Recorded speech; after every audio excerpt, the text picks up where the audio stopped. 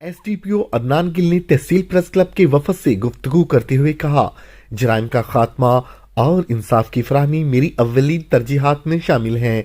सरकार भर में मंशियात के खात्मे के लिए तमाम तर वसाइल बरोए कार लाए जा रहे हैं। सबसे पहले तो हमारे जितने भी आईजी पंजाब के इनिशिएटिव चल रहे हैं, सबसे ज़्यादा फोकस हमारा उसकी तरफ से है, पब्लिक सर्विस डिलीवरी की तरफ से है।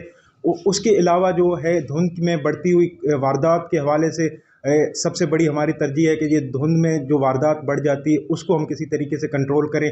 उसके लिए हमने ठिकरी पैरा इंश्योर किए, हमारी पेट्रोलिंग जीटी रोड पे और बाकी सारे जितने भी इम्पोर्टेंट रोड्स हैं, लिंक रोड्स हैं, वहाँ पे हमारी पेट्रोलिंग होती है हर वक्त, ताकि हम जो बढ़ती हुई क्राइम की वारदात है उसको हम कंट्रोल कर सकें। बुनियादी तौर पे आईजी साहब का ये जो सिप्स का इनिशिएटिव है, इसका मकसद ये है कि हम जो थानों में जो एक कोई भी बंदा आता है या कोई भी साइल आता है, वो खौफ वाले मंजर से निकल के उसको एक सर्विस डिलीवरी की तरफ हम लेके जाएं।